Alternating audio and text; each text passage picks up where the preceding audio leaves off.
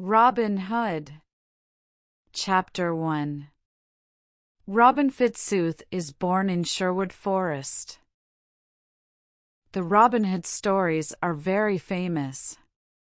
Most people know that Robin lived in Saxon and Norman times. He robbed rich people and gave the money to poor people.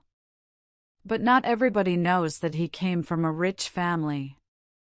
And not many people know that Robin Hood was half Saxon and half Norman.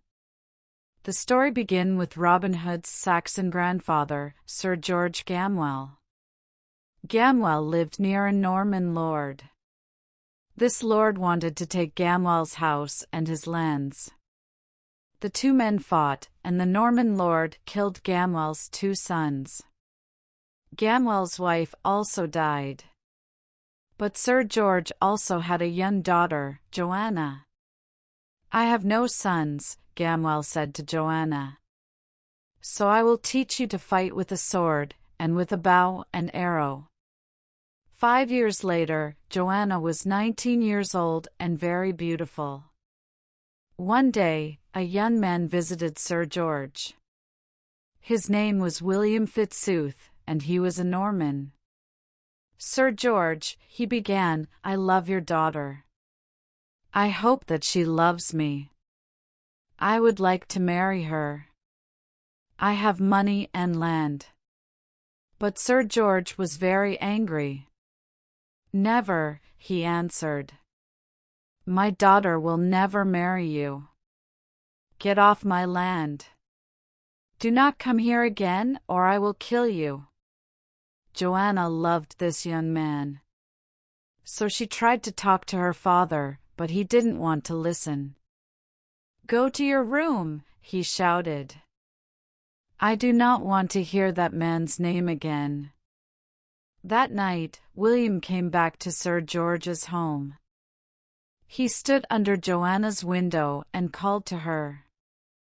Joanna took some clothes and came quietly out of the house. William took her hand. "Will you come with me and marry me?" he asked. "We cannot live in my home because your father's men will look for you there. So we will live in the green forest." "I'm sorry for my father," Joanna said sadly, "but I love you. I know you are a good man. I will marry you." In the morning, Sir George woke late. He called to his men, "Where is my daughter? I want to speak to her." But Joanna was nowhere in the house. Sir George was very angry, then very sad. "I have no family now," he thought. One fine day in April, a year later, a man came to the house. "Your daughter sent me here," he said. "She wants you to come and see her." Sir George followed the man to the middle of Sherwood Forest. There, in the spring sunshine, he saw his daughter. He also saw a baby boy in her arms. Joanna looked up at her father and smiled. "This is Robin, your grandson," she said. She gave the baby to her father. Sir George wanted to be angry, but he was very happy with his grandson in his arms. "Robin? Is that your name?" he said. "Well, little Robin, I wanted to kill your father, but that is not possible now. Please, daughter, come with your husband and live near me. Let's forget the past." "We will come and live near you, father," said Joanna. "But I will often bring my son to the forest. I will teach him to find his way in the forest in the day and at night. He will learn to make arrows for his bow and to catch forest animals. He will make a fire and cook the meat. The forest will always be his second home." Chapter 2. The Sheriff of Nottingham finds Robin Hood. Robin's grandfather died, then his mother and father. After 25 years, Robin was Lord of Gamwell and Locksley, and lives in his father's home, Locksley House. The village people liked Robin Fitzooth. "He is a good man," they said. No man, woman, or child is hungry on Robin of Locksley's lands. Not all lords were so kind. The worst person was the greedy sheriff of Nottingham. The sheriff took everything from the villagers, and often these poor people were very hungry. Robin listened carefully to the stories about the sheriff. He sent food and clothes to the poorest families. At about this time, people began to tell stories about a robber. They called him Robin Hood. "The sheriff is a hard man," they said. "He and his rich friends take everything from us." But now brave Robin Hood and his men rob rich people and give their money to poor villagers. In those days, the Great North Road went through Sherwood Forest. Robin Hood's men often stopped rich men in the forest and took their money. Sometimes Prince John's men also used the road. So Robin Hood robbed him too. "The forest is on your land," said Prince John to the sheriff. "Why don't you catch and kill this robber?" "It is not so easy," answered the sheriff. "The village people don't want to tell me much. They say only that the robber live in or near Sherwood Forest. But they know more than they say.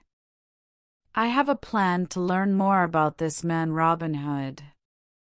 "What is your plan?" asked the prince. "It is this," answered the sheriff. "Robin of Locksley lives near Sherwood Forest. Tonight there is going to be a great party at Locksley House. I know that Fitzooth will invite the village people on his land. So I will send one of my men. He can wear village clothes and ask questions about good Robin Hood, the people's friend. When I know more about this Robin, I can catch him." That evening, there were a lot of people at Locksley House. There was food and drink for the villagers, and there was dancing and singing. Everybody was very happy. And Robin was the happiest person there, because he and the lovely Lady Marian Fitzwalter planned to marry the next day. The sheriff's man turned to a villager next to him. "I often hear the name Robin Hood," he said. "Who is he? Does he live near here?" The man laughed. "Don't you know, friend? Robin Fitzooth is Robin Hood." The sheriff's man quickly left Locksley House and went to his lord. "This is better than I hoped," said the sheriff. "Tomorrow, Robin Fitzooth will marry Lady Marian at St. Mary's Abbey. But my men will stop him and bring him to me. Prince John will kill him and give me Fitzooth's money and lands. Lady Marian's family is also rich. She will not marry Robin, so perhaps I will marry her. Yes, tomorrow will be a great day for me." Chapter 3. At St. Mary's Abbey. At 10 o'clock the next morning, Robin Fitzooth and Lady Marian stood in front of the abbot in St. Mary's Abbey. Lady Marian was some years younger than Robin, and very lovely. She wore a white dress, and her long hair was the color of the forest trees in autumn. The abbot began to speak. "Robin of Locksley," he began, "do you—" "Stop!" somebody called from the back of the church. Robin turned. It was the sheriff of Nottingham. Behind the sheriff were 20 men with bows and arrows. "My lord abbot," called the sheriff loudly. "This man has to come with me. He is the robber, Robin Hood." Then he turned to his men. "Why are you waiting?" he asked. "Take him." "Yes, I am Robin Hood," answered Robin, "but you will not take me. Look carefully round the church, Sheriff. Do you not see my men?" The sheriff looked and saw 30 or more tall, strong men. The abbot was angry and afraid. "What are you doing?" he shouted. "Will you fight in a church?" "This man has to come with me," said the sheriff again. "Give me your sword, Robin Hood, and come quietly. The good abbot does not want you to fight." Robin walked slowly to the sheriff. "Here you are, my lord," he said, and hit the sheriff hard on the head with the top of his sword. The sheriff fell back. "Outside! Everybody outside!" shouted Robin. His men pushed the sheriff's men back through the church door. A great fight began outside the abbey. Robin spoke quickly to Marian. "We can fight and win today," he said. "But now the sheriff knows my name, and I cannot go back to Locksley House. Wait for me, my love. King Richard will come back to England. He will hear about the greedy sheriff and his friends. But now I will be Robin Hood of Sherwood Forest and not Robin of Locksley. I will never hurt a woman, a child, or a poor man. But rich and greedy men will be afraid to walk near my forest home." Chapter 4. The King's Deer. After the fight in the Abbey, the Sheriff of Nottingham asked Prince John for Robin Fitzooth's lands. The prince sold them to him for a lot of money in gold. The greedy sheriff, of course, wanted to get the money back again as fast as possible. So his poor villagers had to pay the sheriff more money than before. The villagers on Robin's land also had to pay. Their new lord, the sheriff, was a very hard man. One of these villages was Farnsfield. It was very close to Sherwood, and the villagers often went into the forest. There they caught small animals and birds for their dinner. On their first visit to Farnsfield, the sheriff and his men took money and food. They also found an old man in the forest, with a dead deer on his back. That evening, the sheriff called all the villagers. Then his men brought out the old man and the dead deer. "Listen well," said the sheriff loudly. "You know that the deer in the forest are the king's deer. The king and his lords can catch and kill them, you cannot. This evening, I will help you to remember that." The sheriff looked at the villagers and smiled. Nobody spoke. Then he turned to the old man. "What is your name, old man?" asked the sheriff, coldly. I am Much the Forester, my lord," answered the man, very afraid. "Well, Much the Forester," said the sheriff. "You killed a king's deer. How much are you going to pay me for it?" "My lord, you know that I cannot give you anything," said poor Much. You took our money. And our food. I found the deer, but it was dead. I didn't kill it." "I am not interested in your stories, old man," said the sheriff. "You cannot pay me any money? Very well, then you will have to pay with your life." He turned to one of his men. "Kill this robber," he said, and pulled down his home. "This will be a lesson for the villagers of Farnsfield." The sheriff's man took out his sword and pulled back Much's head. The villagers could not help the old forester because they were afraid. But Much called out, "No! Kill me, but please do not pull down my house.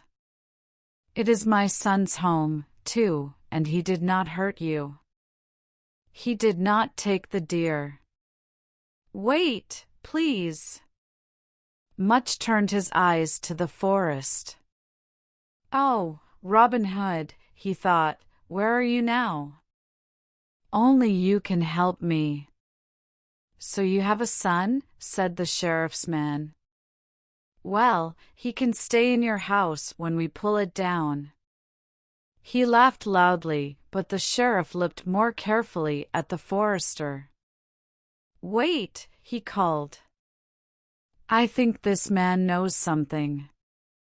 Old man, why are you looking into the forest? Do you think that Robin Hood will help you? Do you know something about him? Tell me, and perhaps I will not kill you." "I can take you to Robin Hood," said Much quickly. "I can take you to his home in the forest. It is this way. Follow me." The sheriff's man took his hands away, and Much began to move slowly to the forest. Then he suddenly ran as fast as he could. "Catch him!" shouted the sheriff. Much was nearly inside the forest now, but the sheriff's fighters quickly took out their bows. 3 arrows hit him, and Much fell to the ground. His open eyes looked up at the sky. "I said catch him, not kill him," said the sheriff angrily. "Now the man is dead, he cannot tell us anything." He looked at the villagers again. "Perhaps one of you can tell me the way through the forest to the robber's home? I will pay you well." But nobody told the sheriff about Robin Hood. The sheriff was now very angry. "There is nothing more for us here," he said to his men. "Pull down the forester's house, and we will go." He turned one last time to the villagers.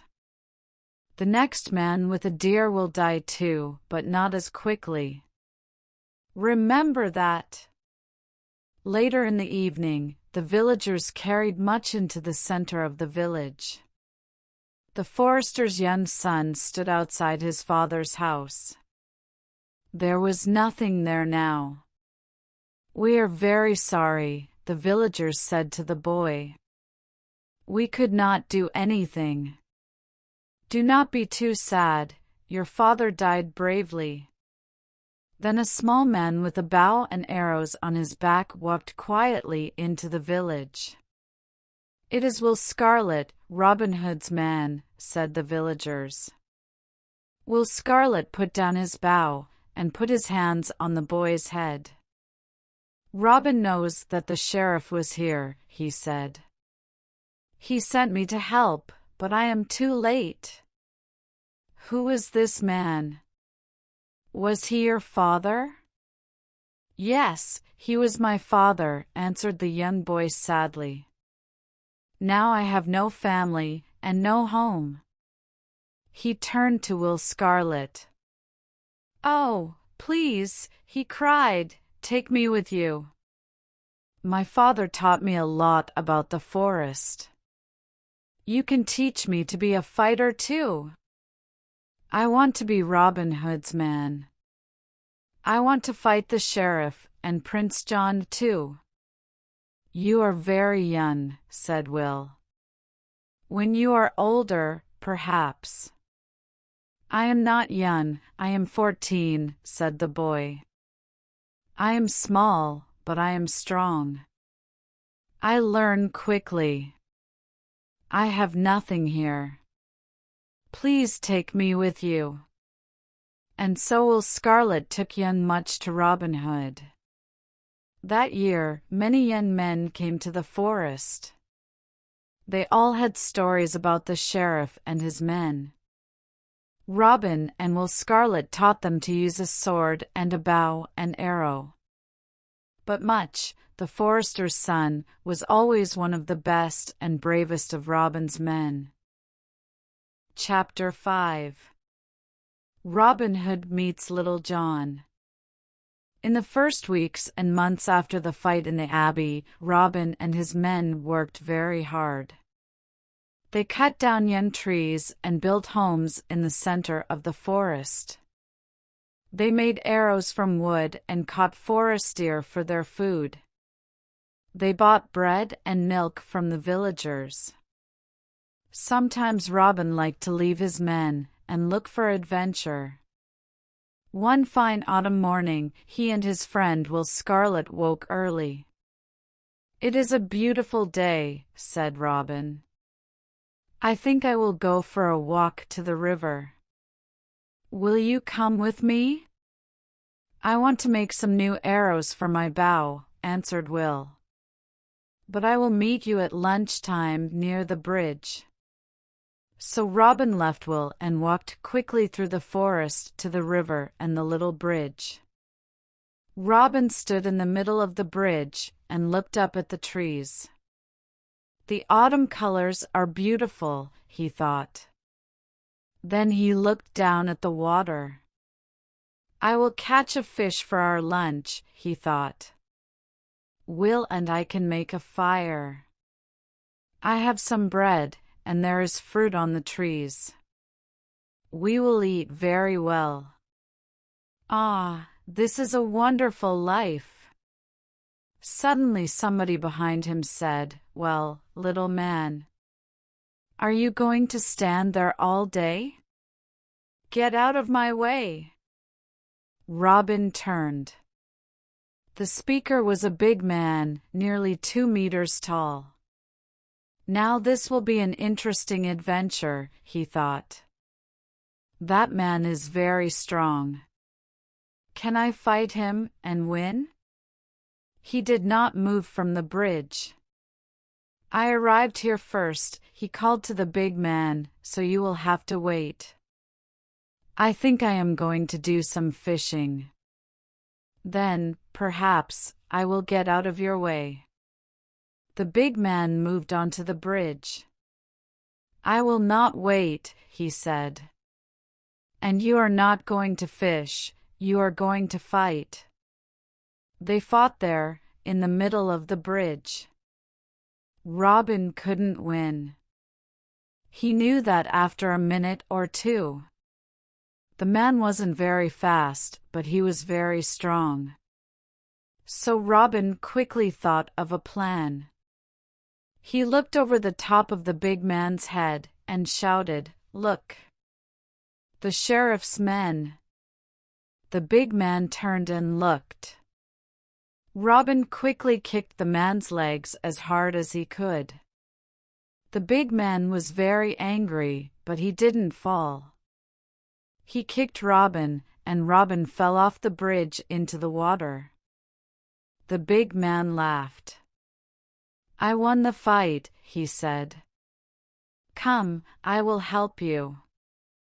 He looked over the bridge into the water. But Robin was not there. "Where are you?" called the man. "Are you all right?" Robin suddenly came up from the water. He was a long way from the bridge. "Perhaps you won the fight," laughed Robin, "but you did not catch me." He began to climb onto dry ground. Then Will Scarlet arrived. "What happened, Robin?" he called. "Did this man throw you in the water? He will have to fight me now." "No!" laughed Robin. "Let's be friends." "So what is your name, friend? And what are you doing in my forest?" "Your forest," answered the big man. "It is not your forest. I came here to find brave Robin Hood. But first, I think, I will throw you in the river again. Friend, said Robin, you found Robin Hood, and threw him in the water. Please, don't do it again. What? Are you really Robin Hood? Asked the man. I am very happy about that. My name is John Little, and I want to be one of your men. Robin laughed. Little is a good name for you, because you are very small, only the size of a small tree. We will always call you our Little John. Come to our forest home, Little John. Chapter 6. Robin Hood helps Sir Richard of Lee. Autumn went and winter came. One cold but sunny day in January, a man came slowly over the Great North Road on an old horse. The snow on the forest trees shone in the winter sunshine. But the man did not look at the forest. He looked only at the road in front of him. It is a beautiful morning, he heard suddenly. Why are you so sad? Will Scarlet came out of the forest and stood in the middle of the road. The man looked up. Who are you? He asked. My name is Will Scarlet, said Will, and I am Robin Hood's man. Are you afraid? No, I am not afraid, said the man. I know that Robin Hood helps poor people. But he cannot help me. Will Scarlet laughed. Perhaps we can help you, and perhaps we can't. Robin Hood and his men love dangerous adventures. Come and eat with us. Tell us your problems. So Will Scarlet took the man to Robin Hood. First, they gave him food and drink. He was very hungry. You eat well in your forest home, said the man. You eat as well as the king, perhaps better. Thank you for this good food.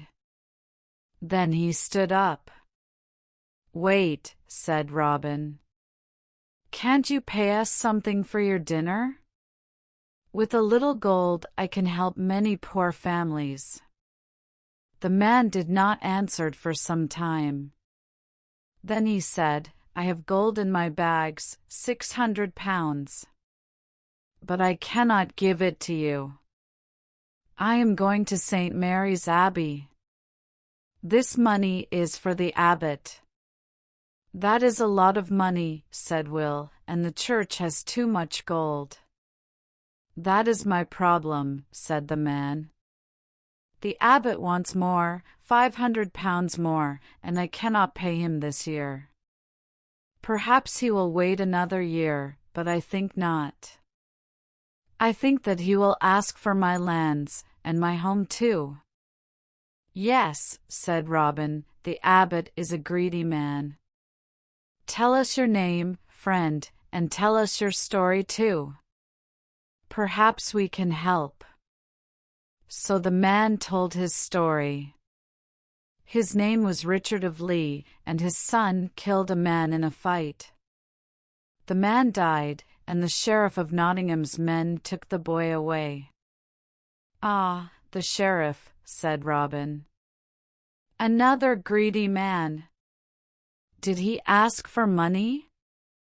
You know him well, answered Richard of Lee. He said, Pay me 1,000 pounds, or your son will die. I am not a rich man, but the abbot of St. Mary's paid the money for me. This happened last year. Now I have to pay the abbot. He wants 1,100 pounds, and I can only give him 600. Robin laughed.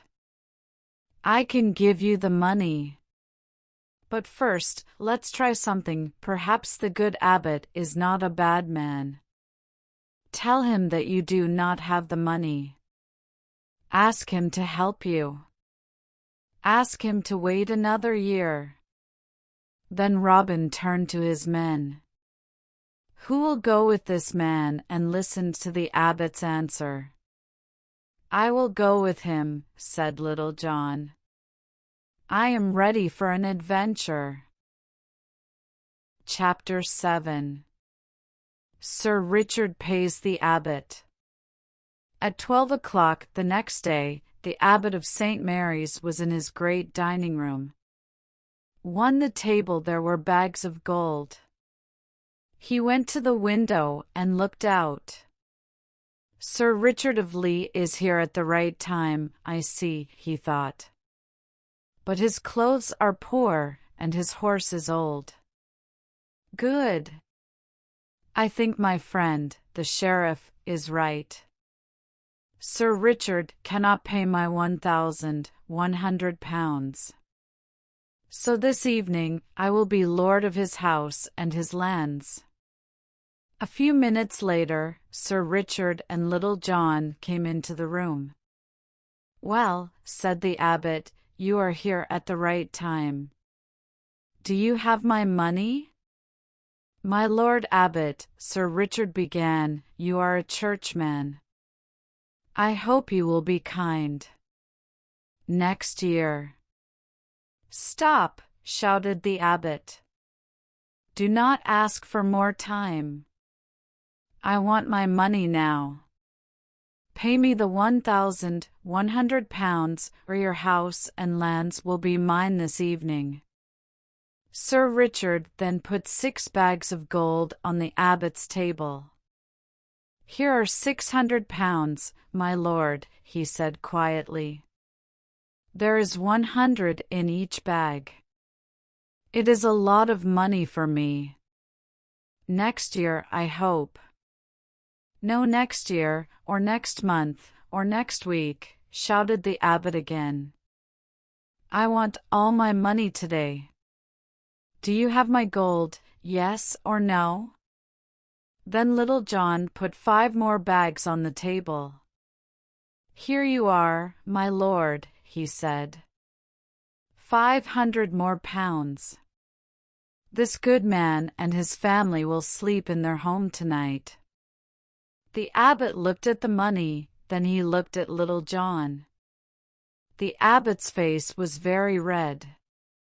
He opened his mouth and then closed it again. What could he say? Later, in the forest, Little John told the story to Robin Hood and the other men. "The abbot's face was wonderful," said Little John. "He was angry, but he had to take the money." They laughed for a long time, but then Robin said, "This was a fine adventure. But the abbot will tell the sheriff, and the sheriff will also be angry. They are dangerous men. Sir Richard has to be careful." Chapter 8. Lady Marian and the Sheriff of Nottingham. Every year in summer, Marian's father had a great party. Lords and ladies and the people from the village came. They ate and drank. This year, the Sheriff of Nottingham came too, with 50 of his men. He watched Marian carefully. "She is very beautiful," he thought, "and Robin Hood loves her. I know he will come today. Then my men can catch him." The music started and people began to dance. A man went to Marian and spoke to her. She smiled and gave him her hand. The sheriff stood up and called loudly to his men, "That's him. That's Robin Hood.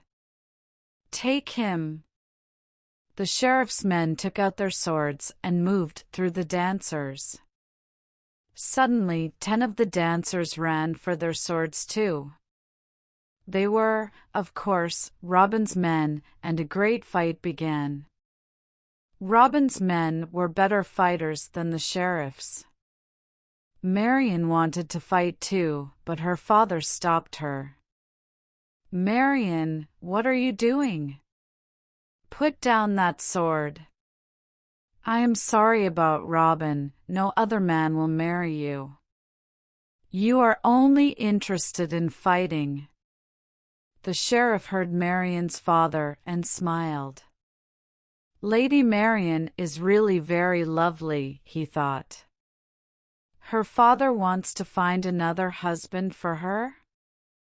Good. I will marry her, then she will help me find Robin Hood. Chapter 9. The Sheriff's Visit. The next day, the sheriff arrived at Lord Fitzwalter's house with 20 horsemen. Lord Fitzwalter watched them through a window. He was not happy. He wants to talk about yesterday's fight, he said to his daughter, and you nearly fought too. Please go to your room. I will speak to him. I do not want to speak to the sheriff, father, said Marian, but I will listen behind the door. Marian left the room, and a minute later, the sheriff walked in. My Lord Sheriff, began Lord Fitzwalter, I am sorry about the fight yesterday, but your men. No, I do not want to talk about that, said the sheriff. He put his hand on Lord Fitzwalter's arm and smiled. I want to speak to you about your daughter, the Lady Marian. Ah, Marian, said Lord Fitzwalter unhappily. Marian is a good girl, but she does not always listen to me. Perhaps one day a husband will. Ah, yes, said the sheriff and smiled. Well, I am looking for a wife, and I would like to marry your daughter. I like a strong woman, and Marian is also very beautiful. I will be a good husband. I have lands, money, and important friends. My lord, what can I say? Said Marian's father. He was now very unhappy. Marian wanted to marry Robin and no other man, he knew that. You are very kind. I will talk to Marian, but I will come back tomorrow, said the sheriff. Remember, Prince John is my very good friend. He can be your friend too. Think carefully. That evening, Marian and her father talked for a long time about Robin, the sheriff, and Prince John. Marian, why don't you marry the sheriff? Said her father. He is rich and important, and he is a friend of Prince John. I am afraid of the prince.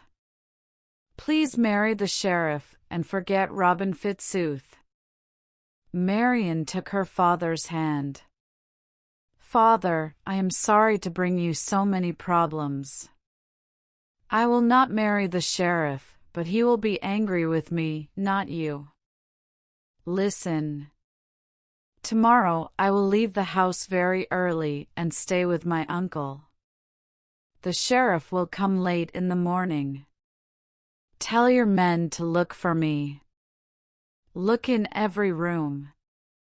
Be very angry. Then the sheriff will think that you know nothing. You are right, Marian, said her father. You will have to marry the sheriff or leave here. Go then to my brother's house. But who will go with you? Good Friar Tuck is staying here tonight, answered Marian. He will help me. That fat churchman? Said her father. He is a strange friar. He fights too well for a churchman. People say that the abbot of St. Mary's hates him. The friar had to leave the abbey. Friar Tuck does not like the abbot because the abbot takes a lot of money from the villagers, answered Marian. Friar Tuck says that the church has to help poor people. The abbot does live very well, said her father. He is a greedy man. Friar Tuck is greedy too, he eats more than 10 men. But he is a brave man and very strong. Yes, take Friar Tuck with you. Chapter 10. Marian goes to Sherwood Forest. Very early next morning, Marian put on boy's clothes and a boy's hat and woke up Friar Tuck. The friar took his staff and Marian took her bow and arrows. Then they left the house and walked on the Great North Road through the forest. After some hours, the friar suddenly left the road and sat down under a tree. "Please let's stop, my lady," he said. "We had no breakfast and I am very hungry." Marian laughed. "I am sorry, Friar Tuck," she said. "You are right, we will eat now. Stay here. I will take your staff and my bow and arrows and catch some animals. We can cook them here in the forest." Marian left the friar and moved quietly between the forest trees. She saw deer. Very quietly, she took out an arrow and put it to her bow. "Stop there, boy," said a man behind her. The man spoke very loudly. The deer jumped at the noise and ran away into the trees. Marian was very angry. She turned to the speaker, but he wore a big hood. She couldn't see his face. "Well, boy," said the man, "don't you know that you cannot eat the king's deer? The sheriff of Nottingham killed 2 men last week because they caught a deer." "I am not afraid of the sheriff," said Marian, "or of you. Leave now, or fight." "Fight with you?" the man laughed. "But you are only a boy." "Well, you have a staff and I have one too. I will fight with you, with one hand." Marian fought well. She was strong and quick. With only one hand, the man could not win. She hit him again and again on his head and across his back. "Stop, stop," he laughed. "You are young, but you are a good fighter." He threw back his hood. "I am Robin Hood. Will you come with me and be one of my men?" "Robin," said Marian, and threw back her hood too. Her lovely red hair fell down her back. "Marian," answered Robin. "What are you doing here, in the forest? Is nobody with you?" "I am with a friend, Friar Tuck," said Marian, "and he is very hungry. The deer was for him. But I think that he will be happy to eat at Robin Hood's table." She and Robin went back to the road and looked for Friar Tuck. They called his name, but there was no answer. "Poor man," said Marian. "Perhaps he is looking for me. Perhaps he thinks that the sheriff's men caught me." Then she told Robin about her father and the sheriff. "I cannot go home now, Robin," she said. "I want to be with you here, in Sherwood Forest. Friar Tuck will marry us. Let's find him. Perhaps he will want to live with us." Chapter 11. Robin Hood and Friar Tuck. They did not find Friar Tuck that day, so Marian stayed with her uncle. She came each day to the forest. "Another friar lives at my uncle's home," she told Robin, "but he is a weak man. He doesn't want to marry us because he is afraid. And the sheriff will find me at my uncle's house." "Oh, where is Friar Tuck?" Only he can help us. Then one day, about a month after the fight between Marian and Robin, Will Scarlet told them an interesting story. People in the village of Riverdale are talking about a fat friar, he said. They say he came to the village last month. Now he lives near the river. For 1 penny, he will take people across the river in his boat. When poor people cannot pay, he carries them across on his back. People say he loves good food and a good fight. He is a very strange friar, I think. And I think that man is Friar Tuck, laughed Marian. Robin, please go to Riverdale and bring him back with you. Robin and Will Scarlet walked with Marian to her uncle's house and then went back through the forest to the village of Riverdale. Wait here, Will, said Robin. Marian says the friar is a strong man and very brave. I'd like to try him. Robin then walked to the river and looked across it. He saw the friar's little house and his boat. Good friar, he called, where are you?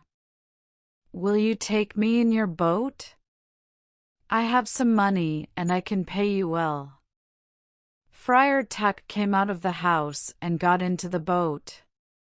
He came quickly across the river. Show me your money first, said the friar. Then you can get in. He jumped from the boat to dry ground and held out his hand. Robin gave him a penny and walked to the boat. But he didn't get in. He pushed the boat and it moved slowly away, down the river. You stupid man! What are you doing? Shouted Friar Tuck. Robin took out his sword. Now we have no boat, Friar, he said.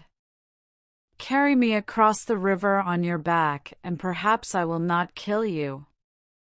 The friar said nothing. He looked at Robin's sword and then walked into the water. Robin climbed onto his back and they went slowly to the middle of the river. Then the friar suddenly stopped, stood up, and threw Robin into the water. Friar Tuck could swim more quickly than Robin.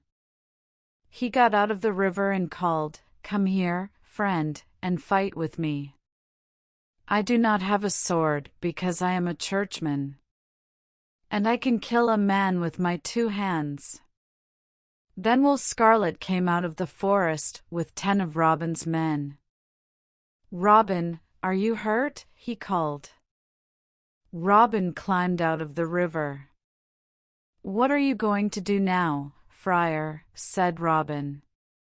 Will you fight us? Friar Tuck did not answer him. He called loudly, Hunter! Biter! Here, my boys! 2 great dogs came out of the forest. My 2 dogs and I are ready to fight you, said Friar Tuck. But tell me first, are you Robin Hood? I am, said Robin. Lady Marian sent me. She is right, you are a good fighter. Will you come and live in the forest? Will you be our friar? The next day, Friar Tuck married Robin and Marian in the little church of Riverdale. Then he left his house by the river. Now he was one of Robin's men. Chapter 12. The 2 churchmen and the bags of gold. Another winter came and went.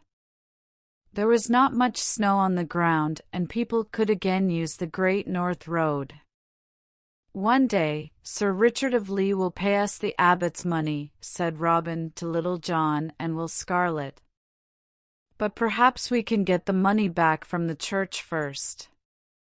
A good plan, Robin, answered Little John.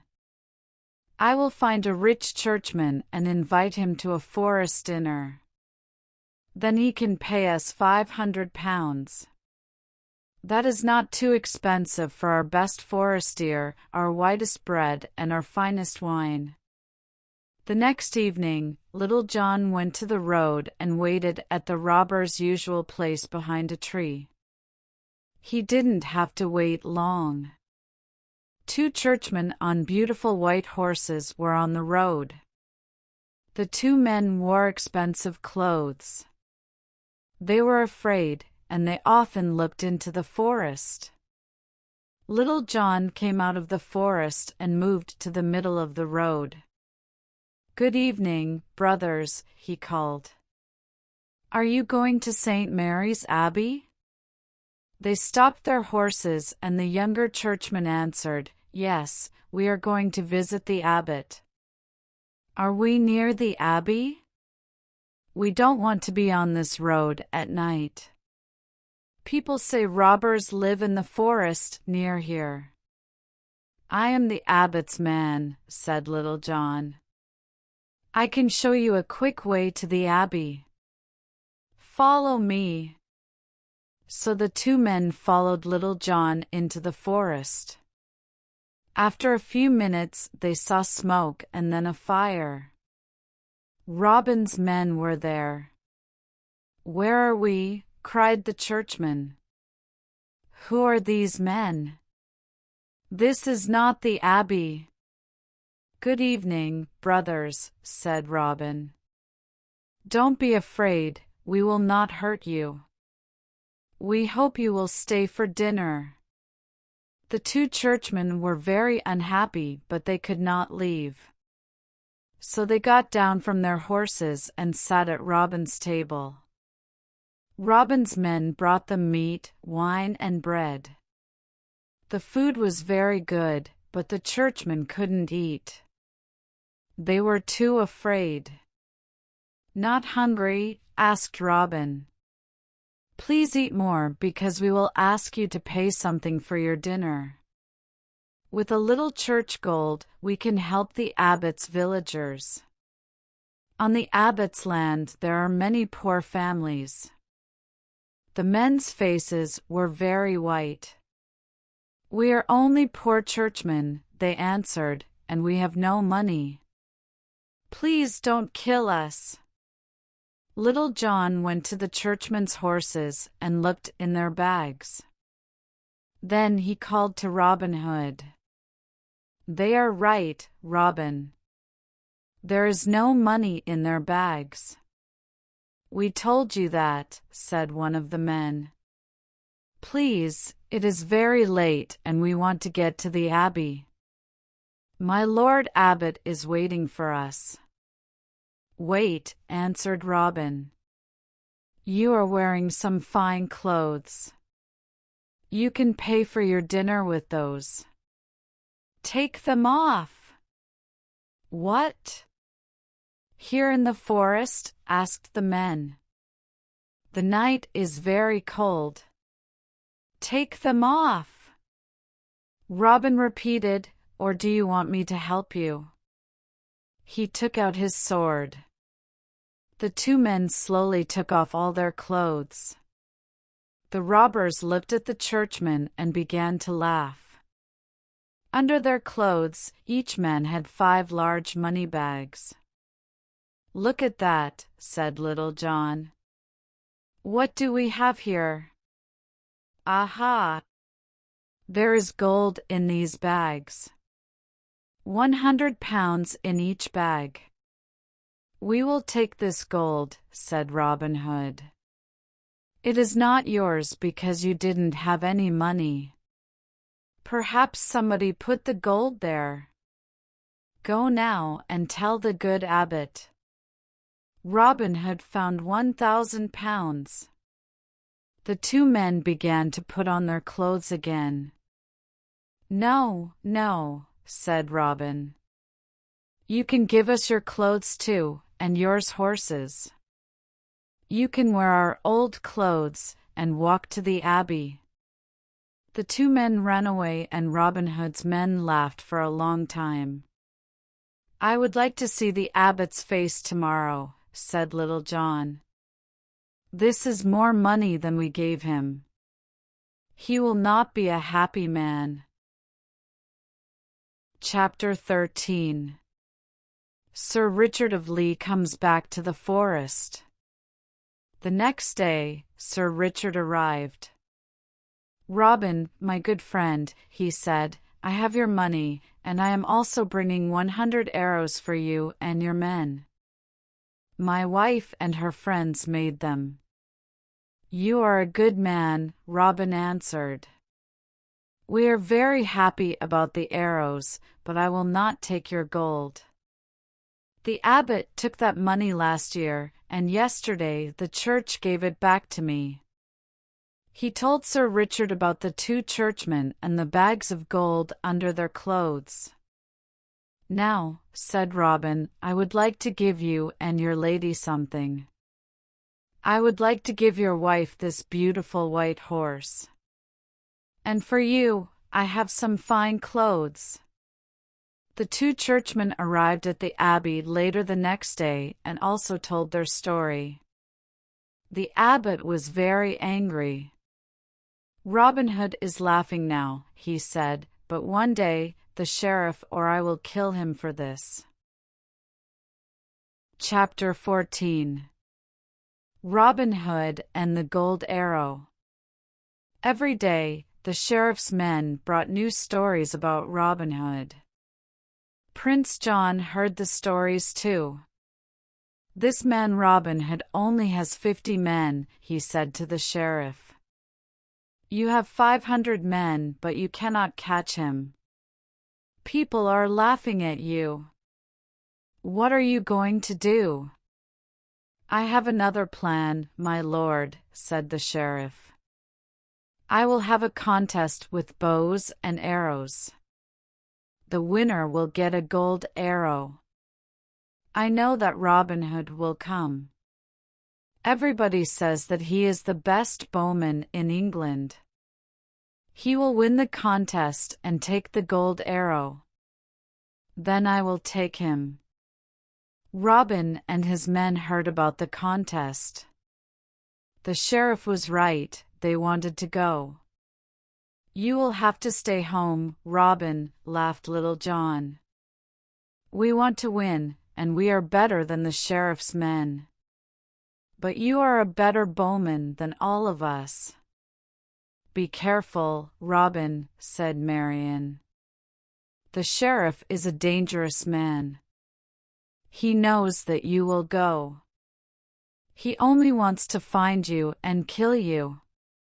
I know that, said Robin. This is a fine adventure. I will win the contest, but the sheriff won't catch me. Then I will come too, said Marian. I will wear boy's clothes again, and my boy's hat. The sheriff will not know me, and I will play in the contest. Perhaps I will win the gold arrow, not you. On the day of the contest, many people came. Some people played and other people watched. 100 of the sheriff's men were there too. The winner of this contest will be Robin Hood, the sheriff told his men. He will come to take the gold arrow from me, then you can take him. But do not kill him. Prince John wants to meet him first. The contest began. One man was the best. That man is Robin Hood, thought the sheriff. People says he is clever. But we will catch him easily. That big man with him is Little John, and the fat man is Friar Tuck. We will take them too. But who is the boy? He is very good with a bow and arrow too. The contest finished and Robin Hood was the winner. He went to the sheriff and smiled.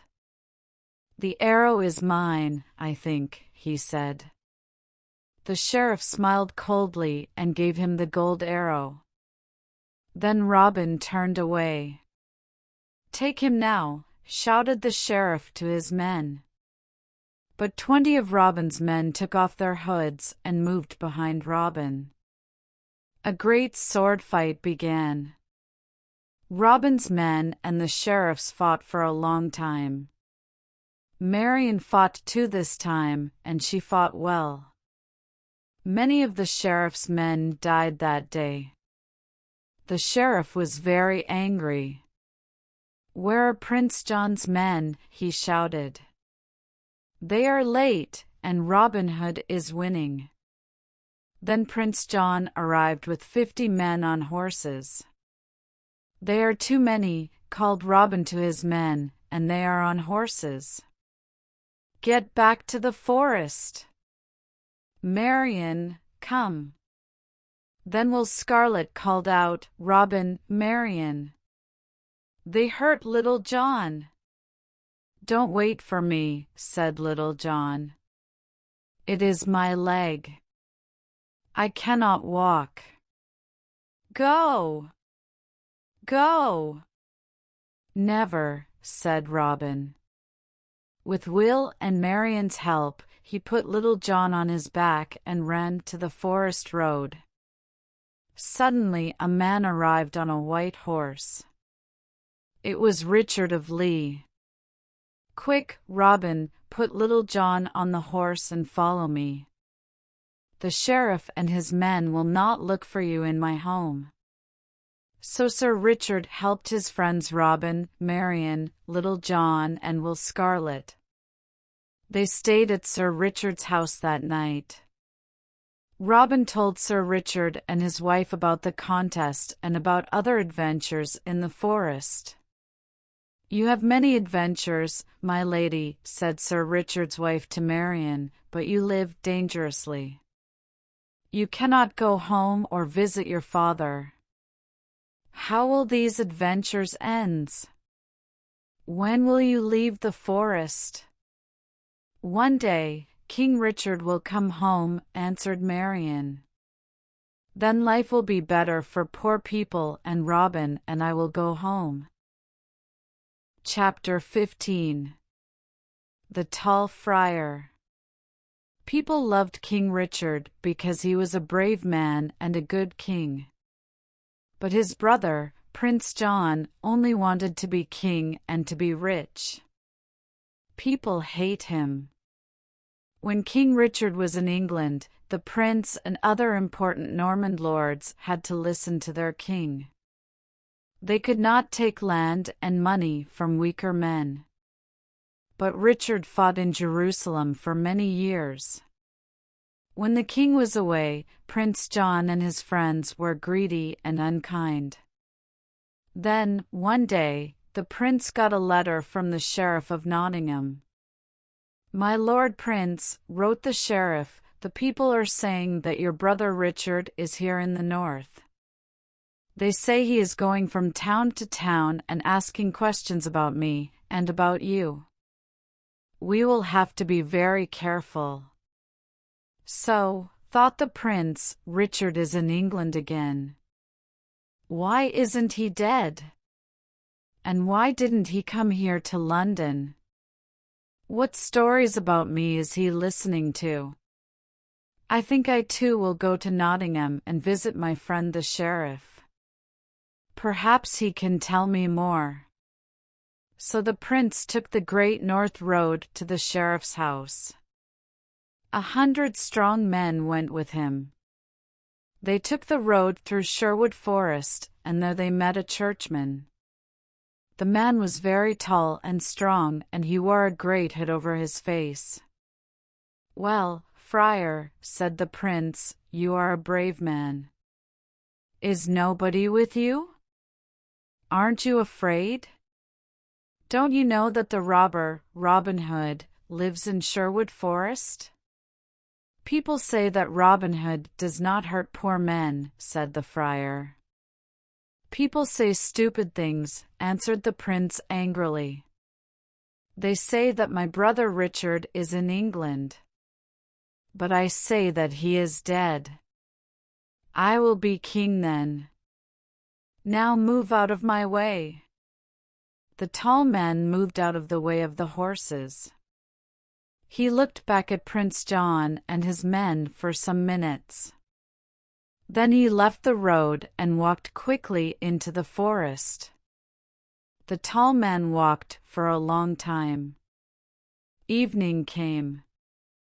Then he heard something up in the trees. "Good evening, brother. Why are you walking in the forest? Is nobody with you? Are you not afraid?" The tall man laughed. "Another person asked me that question. I am not afraid. I am looking for Robin Hood." Will Scarlet jump down lightly from the tree? "Then I will take you to him," he said. When they arrived in the middle of the forest, Robin's men were there. There was good food on the tables again. "Robin," called Will, "this good friar wants to meet you." "We want to meet him too," said Robin. "We will eat with rich men, but we ask them to pay for their dinner.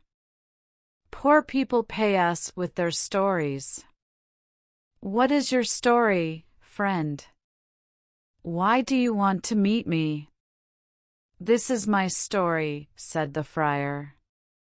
"I left England with King Richard. Now the king is in England again, and I came too. People everywhere tell me stories about Robin Hood, so I wanted to meet you." "Oh, Robin," said Marian, "this is wonderful. The king is here in England. Let's go and find him. We can tell him everything about the sheriff and Prince John." "I love no man in the world more than the king," said Robin. "But what will he think? His brother is a greedy man. I can tell him that. But Prince John will say I am a robber. I think, for now, that I will stay quiet." The tall churchman stood up. "You are wrong, Robin," he said. Then he called loudly, "To me! To me!" Suddenly 50 strong men came out of the dark night and stood behind him. "What is this?" said Robin. "Are you Prince John's men? Are the prince and his men here? Are they really so brave? Perhaps my brother is not a brave man. But I am Richard, your king, and I wanted to meet the famous Robin Hood. I hear many good stories about you, Robin. And other people also tell me bad stories about my brother. I know that John gave your lands to the sheriff. But from today, you will be Robin of Locksley again, and the king's friend." Chapter 16. The Last Adventure. After his visit to Sherwood Forest, King Richard went back to London. Robin and his men left the forest. Will Scarlet went to London with the king, but Little John stayed with Robin and Marian at Locksley House. One day, 2 years taller, Robin visited his old friend, Friar Tuck. They talked for a long time about their adventures. "I eat too well now, Robin," said the friar. "I am too fat and I cannot fight. People say that King Richard is ill. I hope that he will live for a long time. I hope that John will never be king. I wouldn't like to sleep on a hard bed in the forest again." On the way home, Robin walked slowly and thought about Friar Tuck's words. Then he heard the noise of horses' feet on the road, and looked up. It was the sheriff and his men. "Robin Fitzooth," called the sheriff, "I have here a letter from the king. It says that you will come with me." "From King Richard?" asked Robin. Why does the king send you? He knows that we are not friends. The sheriff came nearer, but not too near. He was very afraid of Robin. Not King Richard, he answered. Richard is dead. I am talking about King John. Take him, men. Robin pulled out his sword and began to fight. At the same time, he moved slowly away from the road to the forest. There were too many men, he couldn't win. He had cuts on his right arm, and the arm hurt very badly. When he got to the forest, he ran. He could find his way through forest very well, and the sheriff's men lost him. Robin went through the forest to St. Mary's Abbey. In front of the abbey, he fell to the ground. There, the abbot's men found him.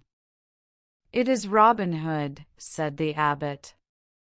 I would like to kill him, but this is a church.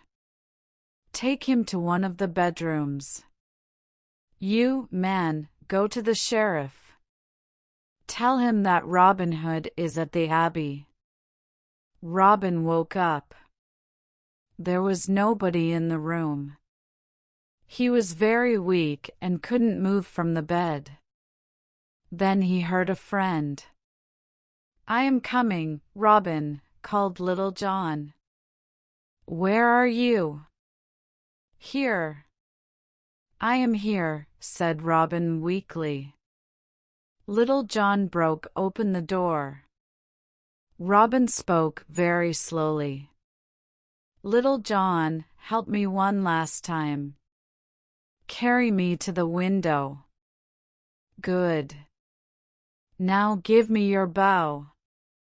Little John helped Robin to put an arrow in the bow. They pulled. The arrow flew a long way into the forest. Take me to that place and put me in the ground there, said Robin. There is a place in the forest near the abbey. There you can find these words. Under this stone is Robin Hood. Remember Robin and his men, no braver man will come again.